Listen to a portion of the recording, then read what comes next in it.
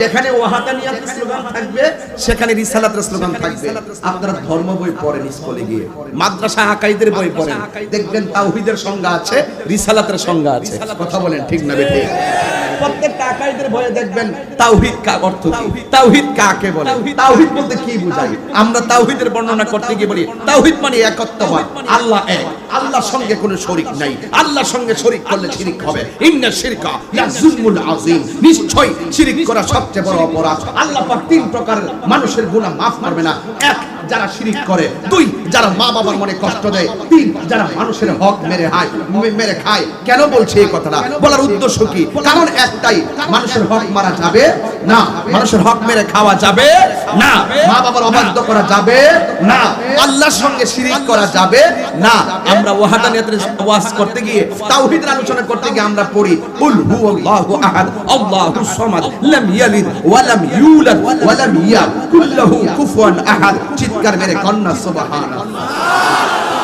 আমরা বলি কি আল্লাহ এক, আল্লাহ ছাড়া কোনো মাবুদ নাই, আল্লাহ অমুখাপেক্ষী, আল্লাহকে কেউ জন্ম দেয়নি, আল্লাহ কাউকে জন্ম দেয়নি, আল্লাহ ছিলেন, আল্লাহ আছেন, আল্লাহ আছেন, আল্লাহ থাকবেন, আল্লাহ দেখছেন, আল্লাহ শুনছেন, আল্লাহ সবকিছু তদারকি করছেন, সবকিছু আল্লাহর সামনে আমরা আছি। আল্লাহু হাজিরি, আল্লাহু নাজিরি, আল্লাহু মাই, আল্লাহু আল আউয়ালু ওয়াল আখিরু ওয়াজ জাহিরু ওয়াল বাতিনু। Allah is the first, Allah is the last, Allah is the open, Allah is the secret. আল্লাহ হলো প্রথম, আল্লাহ হলো শেষ, আল্লাহ হলো প্রকাশ্য, আল্লাহ হলো অপ্রকাশ্য।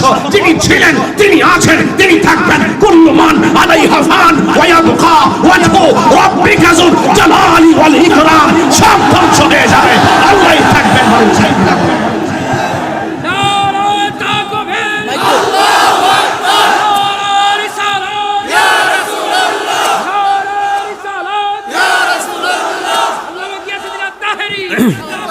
আল্লাহু আকবার বলেন। তাহলে আমি আপনাকে আল্লাহ চিনালাম, আমি আপনাকে আল্লাহ চিনালাম। কি চিনালাম? Allah is our almighty and creator.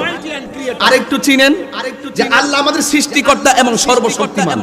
আমাদের স্রষ্টাকে, এই আল্লাহর বান্দা এটা আস্তাবাস করে আল্লাহর, আমাদের স্রষ্টাকে এই যে স্টেজ কয়েকটা খুঁটি লাগানো হয়েছে এই পর্দাটাকে টানানোর জন্য। ঠিক কিনা বলেন? আরে কথা বলেন, ঠিক কিনা বলেন? আল্লাহকে একটু চিনে যান না, চিনে যান না। এই পর্দাটাকে লাগানো হয়েছে এই খুঁটির উপরে ভর করে, খুঁটির উপরে ভর করে। আর আপনাদের উপরে আল্লাহ এত বড় আকাশ বানাইছে, সব একটা খুঁটির প্রয়োজন হয় নাই। আল্লাযী খালাকা সাবআ সামাওয়াতিন তিবাকা। আল্লাহ পাক ৭টা আসমান বানিয়েছেন।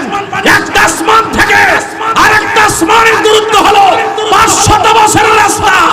একটা আসমান, এত দূরত্ব, এত বড় আসমান যিনি খুঁটি ছাড়া বানিয়েছেন তিনি হলো আমার রব। চিৎকার মেরে বলেন মারহাবা।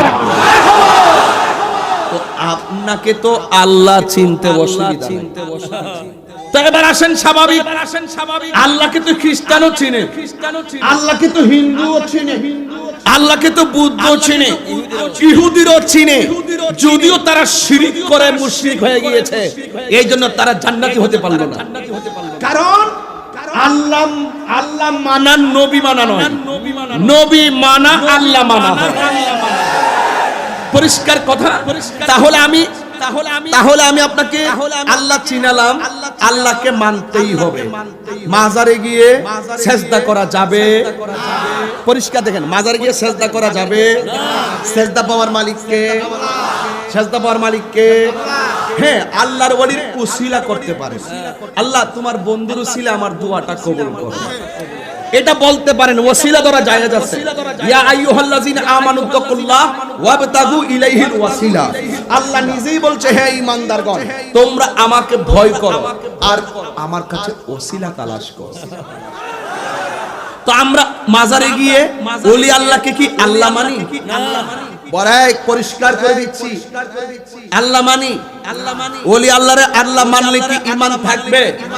আমরা বলি যে আল্লাহ প্রদত্ত ক্ষমতা বলে ওলি আল্লাহরা আল্লাহর বন্ধু হিসাবে, আল্লাহর বন্ধুর উসিলা যদি আমরা ধরি, আল্লাহর ওলির খাতিরে আল্লাহ আমাদের প্রতি মায়া করতে তাহলে আমাদেরকে আপনারা মাজার পূজারি বলেন কেন? কেমন দিলাম এখন কেমন দিলাম ওয়াজ বুঝেন তো আমার? তাহিরি আসার আগে দোকানপাটে বহুত কথাই বলা সম্ভব। তাহিরির সামনে দলিলে আর যুক্তিতে কথা বলবেন, সামনে কথা বলুন, দেখবেন কাছে আসুন, সন্দেহ দূর হবে, ভালোবাসা তৈরি হবে। সোহাগ ভাই কি বলেন? কথা ঠিক আছে আমার? মারহাবা জোরে বলেন। তাহলে আল্লাহ কয়জন? সেজদা পাওয়ার মালিক কে? জিয়ারত হবে, মাজারে ইবাদত হবে, মসজিদে কথা বলেন, ঠিক কি না বলো? তাহলে আমাদের মধ্যে এই ব্যাপার নিয়ে অতীতে যা বলছেন কি ভালো বলছেন না ভুল বলছিলেন? আজকে থেকে সাবধান, আল্লাহ কয়জন? তাহলে আমাদেরকে মাজার পূজারি কিংবা ভণ্ডের যে তকমা লাগান, এইগুলো আপনাদের শোনা কথাই দোনা দোষ। এই জন্যই এই সংশয় আর দূরত্ব সৃষ্টি হয়েছে। কথা বলেন ঠিক কিনা? আজকে থেকে দালালিতে চলবেন না, দলিলে চলবেন। কথা বলেন ঠিক কিনা? আমি লাখো মানুষের সামনে আজ কথা বলছি, আমি গায়ের জোরে কথা বলছি না, আমি দলিলের জোরে কথা বলছি। এবার আসেন রিসালাত। রিসালাত হলো আমার নবীর শান, নবীর পরিচয়। কার পরিচয়? যুগে যুগে আদম ও সফিউল্লাহ থেকে ঈসা রুহুল্লাহ পর্যন্ত যেই উম্মতের আমলে যেই নবী পাঠিয়েছেন উম্মতের হেদায়েতের জন্য, বান্দার হেদায়েতের জন্য, সেই যুগে সেই বান্দারা ওই নবীকে মানা হলো ফরজ। কথা বলেন ঠিক না বেঠিক? যাকে না মানলে আল্লাহ ডাকলে কাজ হয় না, যার উপর ঈমান না আনলে জিকির করলে কাজ হয় না, যার উপর ঈমান না আনলে নামাজ পড়লে কাজ হয় না, যার উপর ঈমান না আনলে এই রমজানে রোজা রাখলে কাজ হয় না, যার উপর ঈমান না আনলে হজ করলে কাজ হয় না। কেন? আলালা ঈমান লিমান লা মুহাব্বাত আলা, যার অন্তরে আমার নবীর মহব্বত নাই, তার ঈমান নাই। তাহলে আমার নবীজিকে মানা ফরজ। কথা বলেন ঠিক না বেঠিক?